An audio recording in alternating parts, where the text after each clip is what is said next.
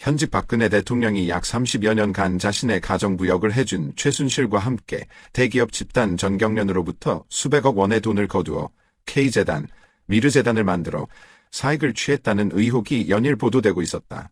반면 야당의 유력 대선 주자 문재인의 경우도 2007년 유엔의 북한 인권 결의안 관련 북한 김정일 측에 물어보고 결정하자고 하여 결국 기권하게 된 경위를 놓고 곤경에 처해 있었다. 총무실 장관에게 책임을 묻겠습니다. 결코 자시하지 않을 것이다. 한국의 3대 매체인 중앙미디어그룹사의 JTBC는 최순실이 태블릿을 들고 다니며 박 대통령의 연설문을 고쳐왔다는 최순실 측근 고영태의 폭로 보도를 한다.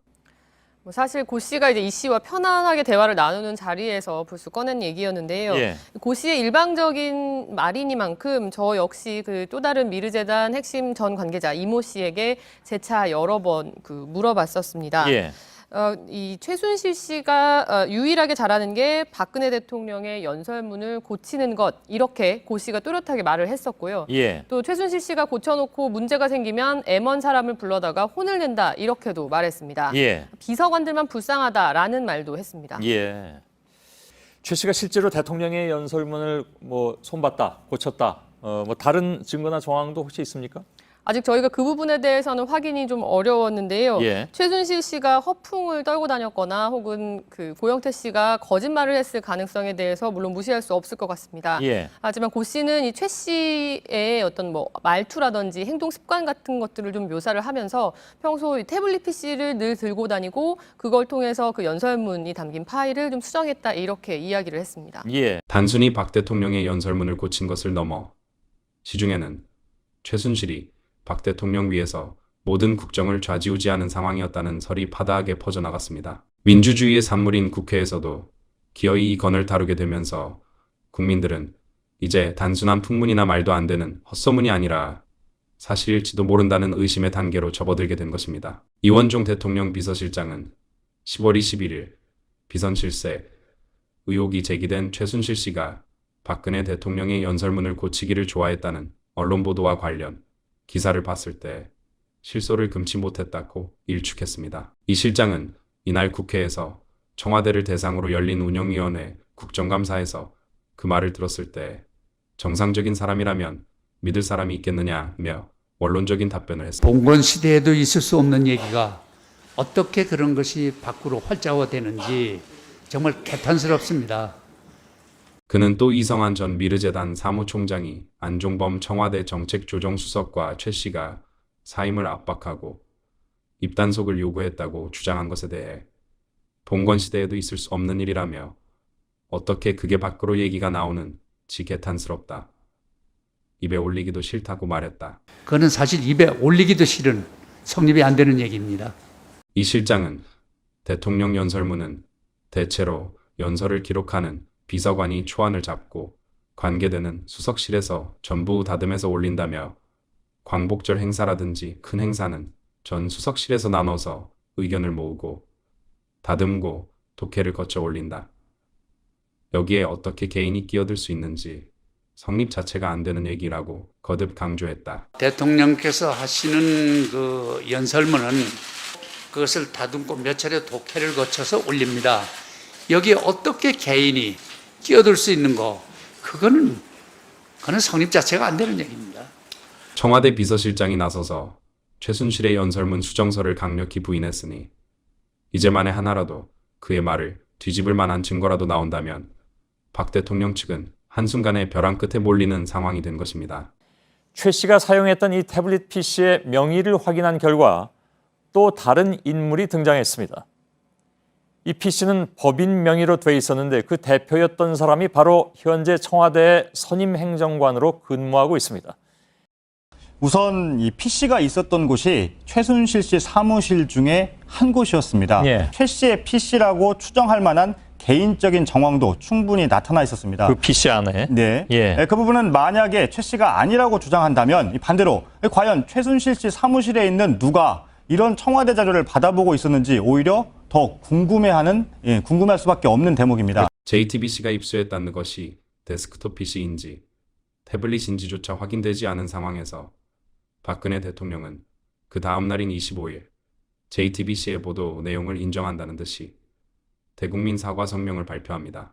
이것은 이원종 비서실장이 최순실의 연설문 수정 관련 거짓 해명을 한 셈이 되어 어쩔 수 없는 사과로 보였지만 역설적으로 청와대의 조직과 기능이 마비되어 제 역할 못했다는 단적인 증거이기도 합니다.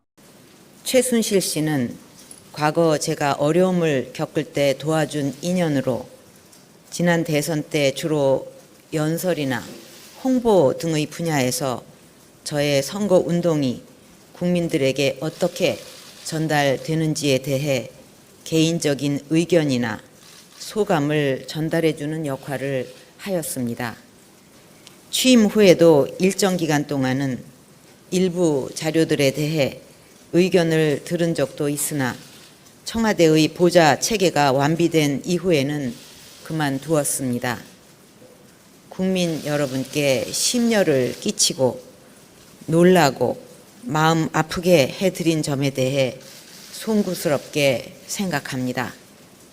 국민 여러분께 깊이 사과드립니다.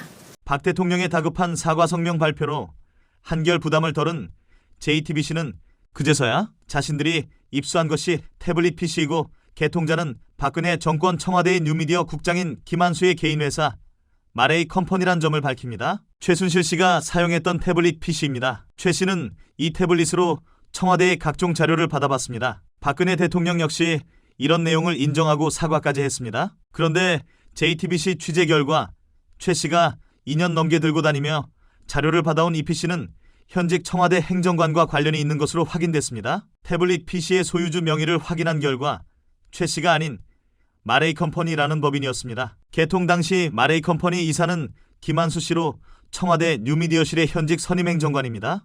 그러면서 당시로서는 최순실이 해당 태블릿을 사용했다는 유일한 증거나 다름없는 최순실의 사진 2장을 공개합니다. 인수위를 거쳐서 현재 청와대 행정관인 김 씨가 개통해서 최 씨에게 줬다.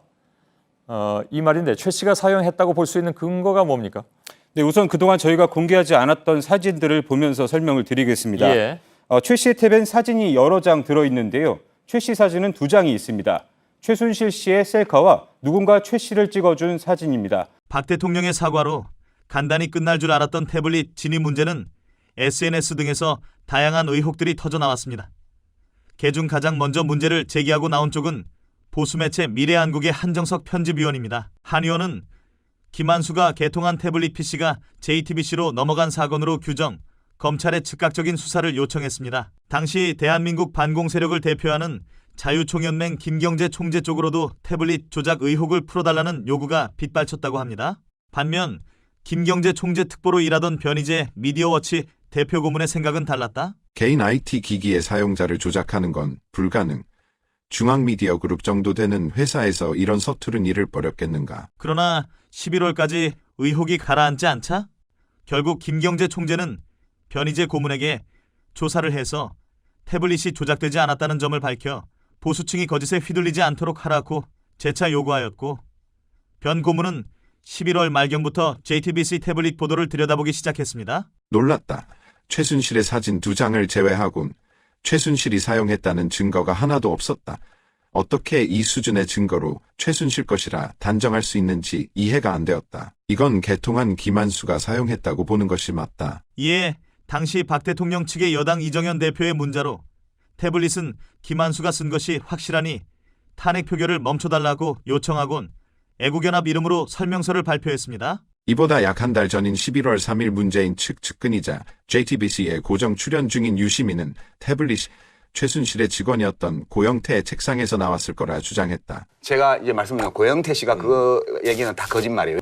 그러니까 옛날 쓰던 태블릿 PC를 사무실에 놓고 있었는데 그 PC를 고영태 씨가 일부러 거기 뒀는지 아니면 그냥 무심코 뒀는지 아니면 책상을 놔뒀기 때문에 거기 남았는지는 모르겠으나 그 PC는 거기 있었다는 게 확실해요. 그렇지만 2016년 12월 7일 고영태는 국회에서 최순실은 태블릿을 사용할 줄 모를 것이라는 증언을 하여 JTBC의 보도가 소설에 가까운 창작물이었다는 사실을 폭로하였습니다.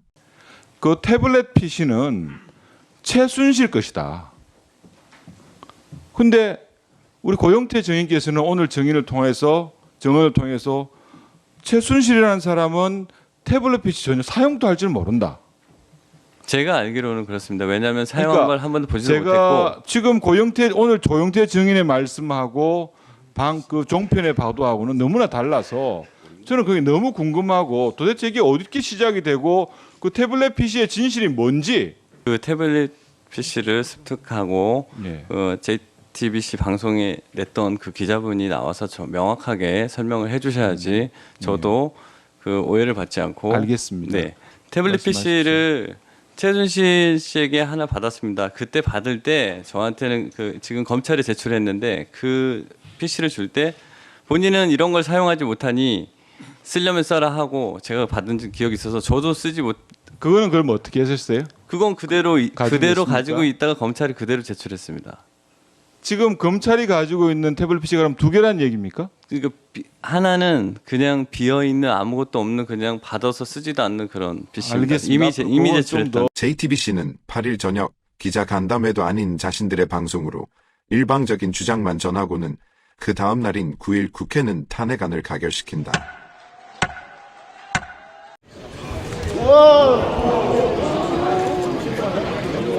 대박.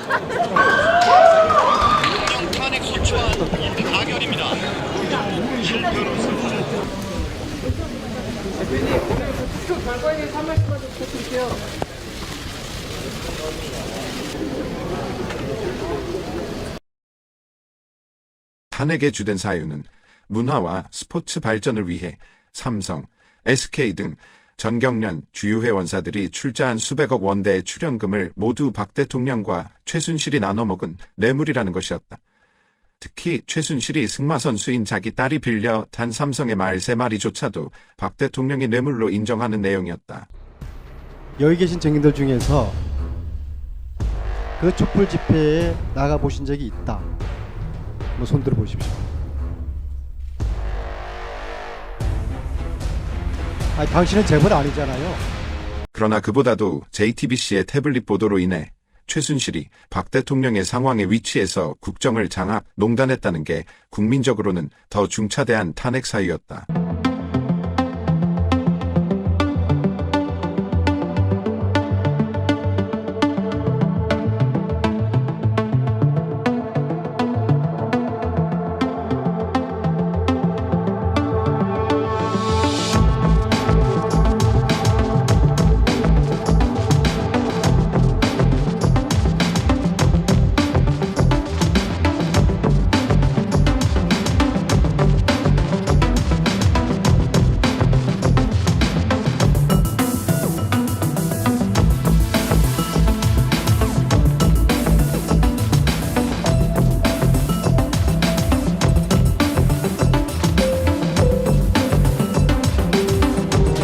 국민들의 뜻대로 된 것 같아서 다행스럽게 생각합니다.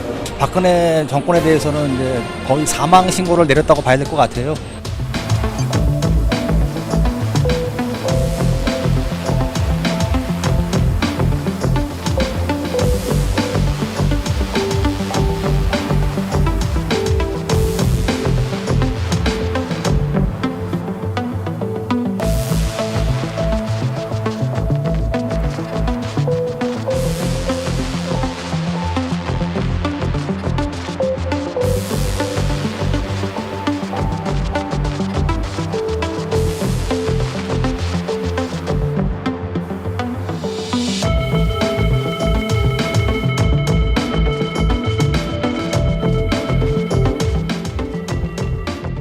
JTBC 태블릿 보도 이후부터 대한민국의 좌익 세력들은 박 대통령 탄핵을 위한 촛불 집회를 열었다.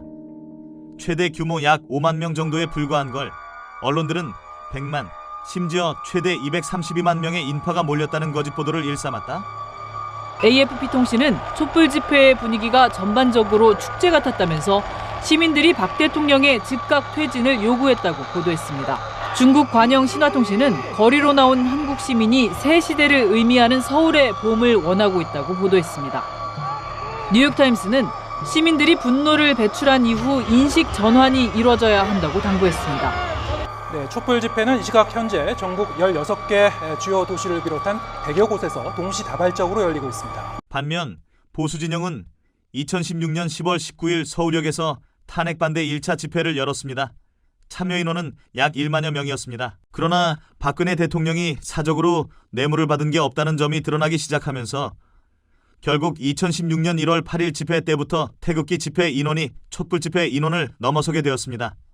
그러자 경찰은 인원 추산 발표를 중단하는 결정을 내렸습니다. 그러다 변희재 대표는 2017년 1월 17일 프레스센터에서 JTBC는 태블릿의 개통자가 김한수 청와대 전 국장의 개인회사 마레이컴퍼니라는 점을 검찰이 이동통신사 SKT로부터 개통자 정보를 받은 10월 27일 하루 전날은 26일에 먼저 보도했다는 점을 발표합니다. 제가 이거를 확인하고 여러 방면으로 조사하고 취재한 결과 어떤 경우도 SKT가 정식으로 검찰에 공문을 보낸 10월 27일 이전에 그 누구도 이 정보를 받을 수 없습니다. 이런 거를 경찰이 입수하면은 제일 먼저 할 것이 개통자 명의부터 찾습니다. 그리고 당연히 그 개통자가 실사용자라고 추정을 하고 들어가야 됩니다. 그렇죠? 그러니까 김한수 행정관이 이 개통자 명의, 그 자기 법인 명의면은 김한수 행정관이 실사용자라고 먼저 추정을 했어야 되는데 그걸 그냥 띄워놓고 최순실로 갔습니다. 최순실과 조금만 연관되면 모조리 구속 수사하는 검찰이 유독 김한수만 수사하지 않고 있습니다. 유독 JTBC와 검찰은 김한수를 잠수를 타게 하면서 이슈를 안 나오게 하고 정당히 수사해야 될 것도 수사를 안 하고 있습니다. 일단 고발은 해야 될 것 같습니다. 이 부분이 이제 JTBC와 김한수 검찰에 대한 내용이고요. JTBC 측은 훗날 재판에서 SKT 대리점에서 개통자를 확인했다고 해명했으나 이는 통신비밀보호법과 전기통신사업자법 위반입니다. SKT 역시 제3자가 대리점에서 개통자를 확인하는 건 불가능하다는 답변을 재판부에 보내기도 했습니다. 태블릿 조작 의혹을 막지 못하자 특검 수사팀은 또 하나의 최순실 것이란 태블릿을 꺼내들었다. 지금 검찰이 가지고 있는 태블릿 PC가 그럼 두 개란 얘기입니까? 그러니까 하나는 그냥 비어 있는 아무것도 없는 그냥 받아서 쓰지도 않는 그런 PC입니다. 알겠습니다. 이미 제출했다. 그러나 특검은 개통자조차 확인해보지 않고 무작정 최순실 것이라 주장하다가 한 기자의 질문에 답변조차 제대로 하지 못하고 만다. 네, 한국경 예시입니다. 그 지금 이메일을 확인한 태블릿 PC가 개통자가 누구로 돼 있고 돈은 누가 냈었는지 혹시 확인하셨습니까? 개통자는 아마 개통자는 그 개통자라든지 구체적인 돈을 이 태블릿 PC 사용 구입이라든지 이런 부분에 대해서는 저희들이 현 단계에서 그 부분에 대해서는 아직 확인을 하지 못했습니다. 통신사에 이제 등록을 해서 사용한 태블릿 PC인데 그 개통자 명의 정도는 금방 확인할 수 있는 건데 확인이 됐냐는 질문입니다. 그 관련된 부분은 다 확인되어 있습니다. 그 개통자가 누구로 되어 있습니까? 네, 개통자는 제가 보기에는 아까 말씀드린 대로 다른 것보다는 제가 말씀드린 대로 그 이메일 계정과 그 연락처 등록이 최소한으로 되어 있다는 말씀. 태블릿 PC에 지금 개통이 등록이 되어 있는 사람의 명의가 어떤 누구로 확인되어 있냐는 질문입니다. 네, 그거는 또 확인해서 말씀드리겠습니다. 아직 확인이 안 되신 거죠? 예, 확인해 보겠습니다. 특검이 꺼내든 이 태블릿은 원천적으로 증거로 올리지도 못하고 사라져버렸다. 그 이후부터 광화문의 탄핵무효 집회는 평일 방통심의위에서 JTBC의 태블릿 조작 보도를 중징계하라는 또 다른 집회로 이어지기 시작했다. JTBC 손석희 사장이 1월 11일 뉴스에서 한 번만 더 태블릿 PC 조작을 거론하면 모조리 소송하겠다고 협박을 했습니다. 그런데 제가 이번 주 화요일에 JTBC 손석희뿐 아니라 검찰이 같이 공모해서 태블릿 PC를 조작했다고 기자회견 저 프레스센터에서 당당히 입장을 밝혔는데 특검 박영수 특검 지금 아무나 잡아가고 있죠. 아무나 압수시키는데 제가 기자회견 때 특검이 제출한 제3의 태블릿 PC도 개통자와 개통일자를 밝히지 못하면 그건 100% 조작이라고 특검에게 책임을 물었습니다. 솔직히 별로 손쓸 방법이 없습니다. 저희가 민간 기구이기 때문에 우리가 지금 태블릿 PC를 구해다가 볼 수도 없고요. 솔직히 태블릿 PC만 저희한테 갖다 주잖아요. 1분 안에 소유자 밝혀낼 수 있습니다. 저희뿐이 아니라요. 여러분들 다 할 수 있습니다. 카톡만 보면 끝나거든요. 이거 가지고 끌 일이 아닙니다. 근데 저희가 구할 수가 없지 않습니까? 지금 태블릿 PC를 꽁꽁 숨겨놓고 있으니까 저희가 호소할 때는 솔직히 말씀드려서 언론밖에 없습니다. 검찰도 안 해, 헌재도 안 해, 감사원도 안 해. 언론밖에 믿을 게 없기 때문에 저희 활동의 주는 거의 언론사 방문으로 지금 잡고 있어서요. 정확히 보도만 해달라. 누구 편 들란 얘기가 아니고 밖에서 분명히 제기한 의혹이 타당하니 이거를 검증해달라. 이제 그런 요청을 할 거고요. JTBC하고 중앙일보에 대해서는 질의서를 보내려고 합니다. 저는 뭐 혐의라고도 표현 쓰고 싶지가 않아요. 그냥 조작이에요. 조작 혐의가 아니라. 왜 조작했는지, 왜 화면이 이렇게 나왔는지 JTBC를 방문하든 공개 지시를 하든 JTBC의 해명을 촉구를 할 거고요. 그리고 그 거짓 방송에 대해서 10월 24일자 첫 보도 방송하고 12월 8일자 그때 당시 태블릿 PC 입수 경위 방송은 그 두 개는 그냥 명백히 거짓이 드러났기 때문에 이미 방통심의에다가 심의 징계 요청을 저희가 했습니다. 한 달 전에. 심의 안 하고 있습니다. 방통심의.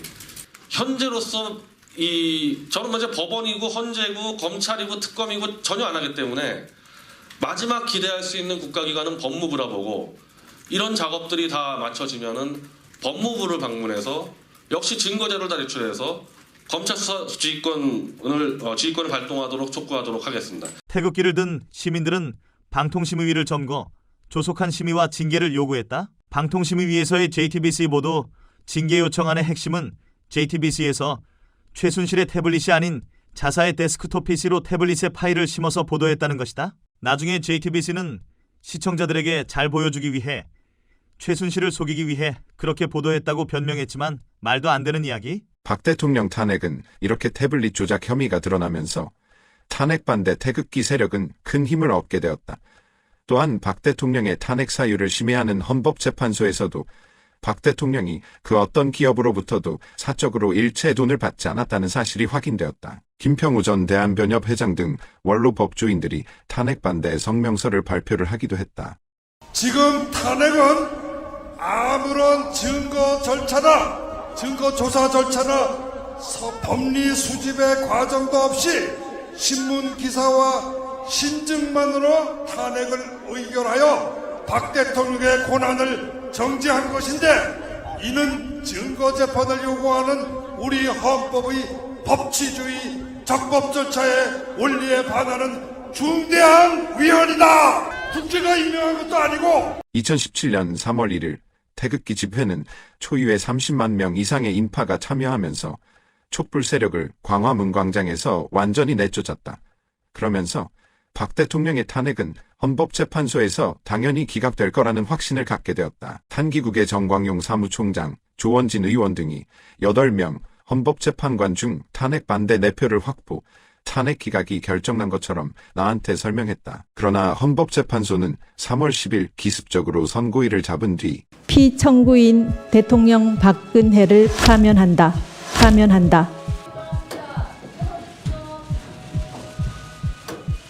지금부터 선고를 시작하겠습니다.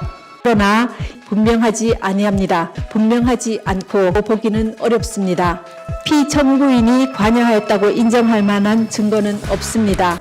피청구인의 행위는 최서원의 이익을 위해 대통령의 지위와 권한을 남용한 것으로서 공정한 직무 수행이라고 할 수 없으며 헌법과 국가공무원법, 공직자윤리법 등을 위배한 것입니다.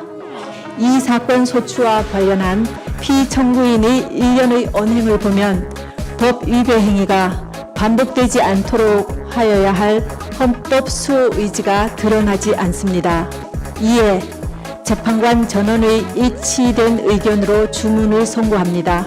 피청구인 대통령 박근혜를 파면한다. 탄핵 기각을 예상하고 몰려든 태극기를 든 박 대통령 지지자들이 크게 당황했다. 특히 집회 지도부조차 이 사태를 예상하지 못해 우왕좌왕하는 사이 성난 지자들은 경찰과 충돌, 무려 4명의 사망자가 나오는 초유의 사태가 벌어졌다. 헌법재판소 주변은 탄핵 찬성 측과 반대 측 집회 참가자들이 박근혜 대통령의 탄핵 심판 과정을 생중계로 지켜봤습니다. 이 헌재의 만장일치 탄핵 인용이 발표되자 탄핵 반대 집회 측은 예상대로 아주 거세게 반발하고 있는데요. 현장으로 한번 가보도록 하겠습니다. 이곳 안국역 일대에서는 탄핵 심판 선고 이후 아수라장으로 변했습니다. 탄핵 반대 집회 측은 헌재의 판결을 받아들일 수 없다며 헌재를 향해 진출을 시도하고 있는데요. 참가자들 일부가 의식을 잃고 쓰러지는가 하면 참가자 2명이 사망하기까지 했습니다. 오전 11시 22분 탄핵 인용 선고 직후 헌법재판소 일대는 일촉즉발의 상황으로 변했습니다. 일부 태극기 집회 참가자들이 경찰 차벽으로 올라가거나 경찰과 몸싸움을 벌이는 등 곳곳에서 충돌도 일어났습니다. 일부 집회 참가자들은 실신을 하면서 구급차가 출동하는가 하면 수많은 참가자들에 의해 밀고 밀리며 심정지 환자도 다수 발생했는데요. 이 과정에서 60대에서 70대로 추정되는 남성 2명이 사망한 점도 확인됐습니다. 반면 촛불 집회 측은 탄핵 인용 결정 직후 축제 분위기로 변했습니다. 촛불이 승리했다고 외치며 청와대로의 행진을 이어나갔습니다. 좌익 쪽의 집회에서 사망자가 발생하면 국가적으로 이슈가 되었던 반면 이들 4명의 죽음은 탄핵의 진실과 함께 그대로 파묻혀버렸다. 헌재가 대통령 파면을 결정하자 탄핵 반대 집회 참가자들은 격하게 반발했습니다. 이 과정에서 2명이 숨지고 부상자도 속출했습니다. 탄핵 반대를 추진해온 태극기 단체의 지도부들이 사망자 발생과 관련 검찰 수사를 받게 되었다. 그리고 정광용 사무총장과 사회자 손상대 씨가 전격적으로 구속된다. 상대 뉴스타운 대표에 대해 구속영장을 신청했습니다. 정 사무총장과 손 대표는 지난 3월 10일 탄핵 반대를 주장하는 집회에서 집회 참가자들을 선동해 참가자 30명이 다치고 경찰관 15명이 다치도록 한 혐의를 받고 있습니다. 탄핵 반대의 열기가 식기 전에 이 힘을 활용 태블릿 조작의 진실을 밝혀내야 하는 절박한 상황. 일단 박 대통령을 뇌물죄로 엮었으니 그럼 청와대에서 100만 달러의 현찰을 받아 자식들에게 넘겨준 권양숙 전 노무현 대통령 부인의 사례는 뭐냐. 여기서 집회를 하면서 조직을 추슬러 나갔다. 또 오마이뉴스가 우리가 박 대통령이 구속돼서 분풀이하러 여기 왔다 이런 식으로 보도했는데 저는 분풀이하러 온 게 아닙니다. 여기에 부정부패 척결 적폐 해소하자면서 우리는 부정부패 척결 적폐 해소하기 위해서 전직 대통령 뇌물 가족을 구속시키러 온 거죠. 분풀이하러 온 게 아닙니다. 깨끗한 대한민국 만들려고 온 겁니다. 박 대통령은 탄핵 인용 이후 뇌물죄 등의 혐의로 검찰에 의해 사전 구속되고 박 대통령과 최순실의 재판은 계속 진행되었다. 특히 최순실의 재판에서는 이경재 변호사가 집요하게 태블릿 실물을 보고 검증하겠다고 요구했다. 자, 박 전 대통령 구속된 뒤 53일 만에 모습을 드러냈죠. 네, 그렇습니다. 앞서 진행된 2차례 공판 준비 절차와 달리 정식 재판에는 피고인이 직접 참석해야 하는데요. 박 전 대통령을 태운 호송 차량은 서울 구치소에서 출발해 30분 만에 이곳 서울중앙지법에 도착했습니다. 박 전 대통령은 503번 수임 번호가 적힌 배지를 단 남색 재킷에 사복 차림을 했습니다.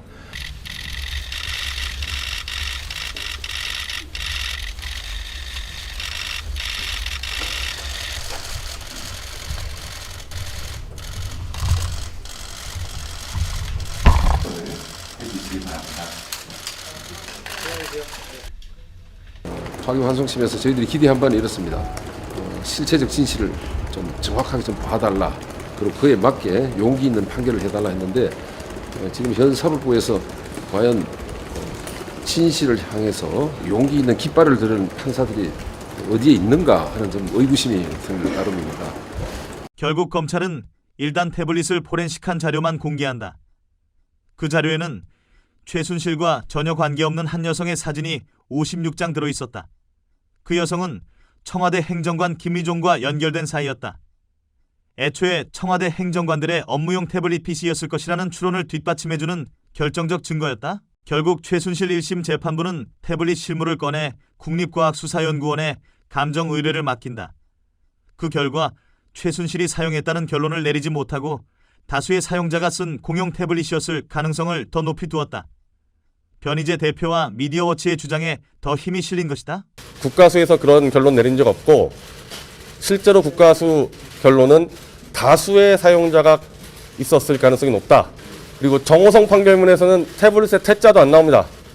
한마디로 최순실의 것이라고 입증된 바가 전혀 없는 사실입니다. 그러나 JTBC와 검찰은 마치 국과수가 최순실이 사용한 것을 확인해 준 것처럼 언론에 알려 변희재 대표 측은 이에 즉각 반박했다. 작년에 JTBC가 입수해서 보도해드렸던 최순실 태블릿 PC에 대한 국립과학수사연구원의 최종 감정 결과가 나왔습니다. 국과수는 태블릿 PC에 대한 조작과 수정은 없었다는 결론을 법원에 통보했습니다. 태블릿 PC의 동선과 정호성 전 비서관의 진술, 그리고 그 안에 있던 국가기밀 자료를 토대로 최순실 씨가 실제 사용자라고 못 박았던 검찰의 결론을 국과수가 최종적으로 확인해 준 것입니다. 이에 변희재 대표는 5,980명의 서명을 받아 JTBC 손석희 사장을 증거조작 혐의로 고발한다. 변희재 대표는 이 고발장에서 최순실의 태블릿 PC가 아니라는 증거들로는 대표적으로 세 가지를 적시했다. 최순실 관련 독일, 승마, 스포츠 회사, 정유라 등 가족 사진이나 관련 문서 자료, 웹 검색 자료가 전혀 발견되지 않았다는 점. 포렌식 보고서에서는 40대로 추정되는 부인과 5세로 추정되는 여아의 사진이 주로 검색되고 웹 검색의 경우 만화, 엔터테인먼트, 격투, 야구 등의 스포츠 관련 콘텐츠가 주를 이루는 바 이 기록으로 본다면 이는 40대 남성 가장이 사용한 것으로 추정된다는 점. 최순실이 사용했다는 증거는 JTBC가 공개한 최순실과 조카의 사진 3장이 전부인 바 이는 방대한 자료에 비해 빙산의 일각에 불과하며 최순실이 태블릿 PC로 사진 찍기를 좋아했다는 JTBC의 일관된 주장 등이 허위 보도에 불과하다. 또한 본건 태블릿 PC는 한글 프로그램이 설치된 기록이 없고 모두 한글 뷰어로 문서를 열어봤기 때문에 최순실이 태블릿 PC로 문건을 수정했다는 JTBC 손석희의 보도 자체가 명백한 허위 왜곡 보도라고 지적했다. 이후 변희재 대표는 미디어워치 기자들과 함께 손석희와 JTBC의 태블릿 보도의 문제점을 모니터링한 손석희의 저주를 출판한다. 이 책은 하루 만에 정치사회 베스트 1위로 올라섰다. 이렇게 되자 문재인 정권의 검찰은 결국 JTBC가 변희재 대표와 미디어워치 기자를 고소한 사건을 수사하게 된다. 12월경 서울중앙지검에서 홍성준 검사 수사, 토론을 해보라. 그래서 JTBC 앞에서 손석희 사장에게 토론을 하자는 집회를 열게 된다.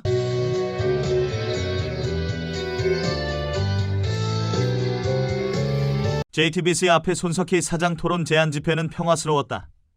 밴드 공연, 퀴즈 게임, 통돼지, 바비큐 파티 등 기존의 구호 중심의 집회가 아닌 오락 중심으로 기획을 했기 때문이다. 이에 JTBC의 양원보 정치부 차장조차도 집회 참여자로 가장하여 들어와 집회를 보도할 수도 있었다. 지금 현재 제 머릿속에서는 내일 서울중앙지검 무고죄 고소인 조사 여기서 어떻게 잡아 들어가냐 다 지금 이 고민만 하고 있는 겁니다.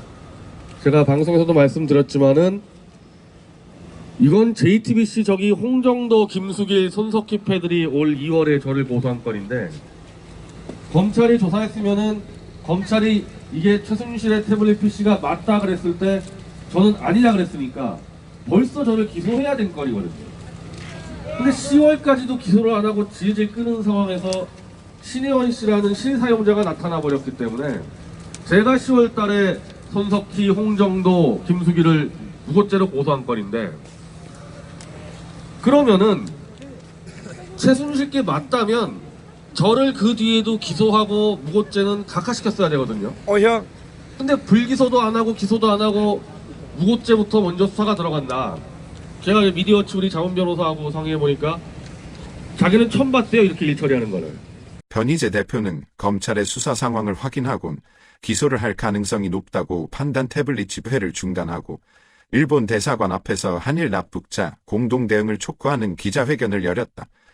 이 기자회견으로 한국에 파견되어 온 일본 기자, 일본 보수운동가들로부터 큰 지지를 받기도 했다. 대한민국 지금 납북자가 10만 명인데 계속 납북자를 비난을 받는 노래가 있습니까? 그 드라마가 있습니까? 썩었습니다 완전히. 그리고 어쨌든 아베 총리는 납북자 가족들 스스로 불러가지고 반드시 내려오겠다 약속하고 트럼프가 만났다는 얘기하는데 문재인이라는 사람의 입에서 납북자의 납자가 나온 적이 있습니까? 억류자의 억자가 나온 적이 있습니까? 그러나 검찰은 2018년 5월 24일 전격적으로 변희재 대표에 대한 사전 구속영장을 청구한다. 단지 JTBC의 태블릿 보도가 잘못되었다며 실사용자가 최순실이 아닌 김한수일 것이라 주장했다는 이유로 언론인의 사전 구속영장을 발부한 것이다. 변희재 대표는 서울중앙지법 기자들 앞에서 자신의 결백을 주장했다.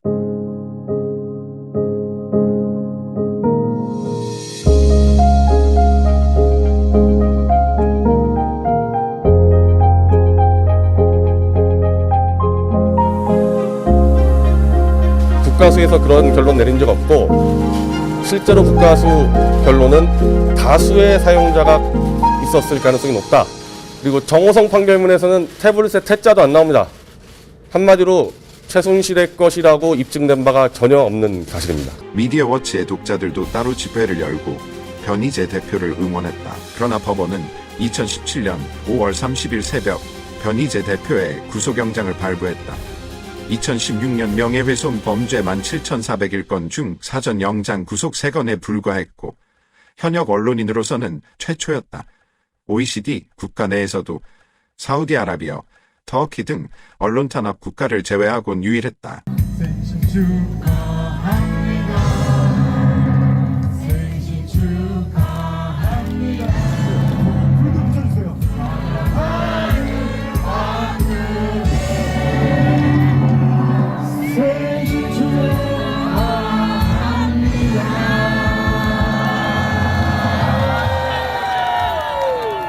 생신 축하합니다. 축하합니다.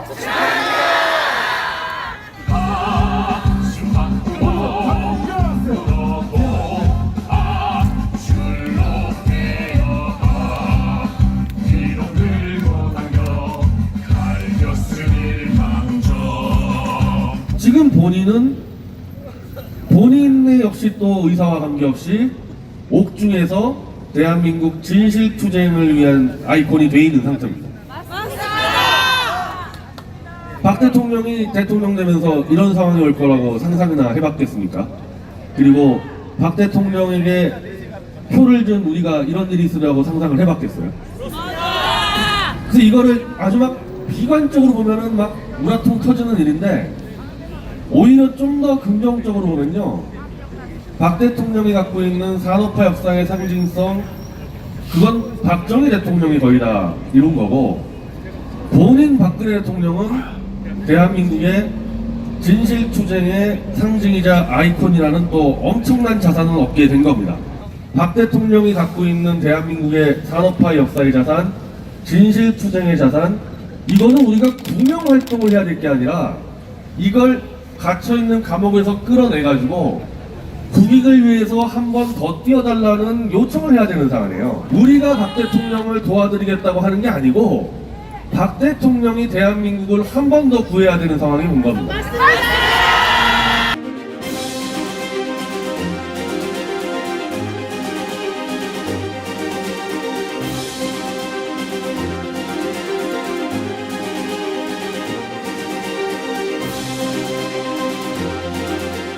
역사는 2016년을 대한민국 헌정 사상 가장 강한 광풍이 몰아친 저주받은 한 해로 기억될 겁니다.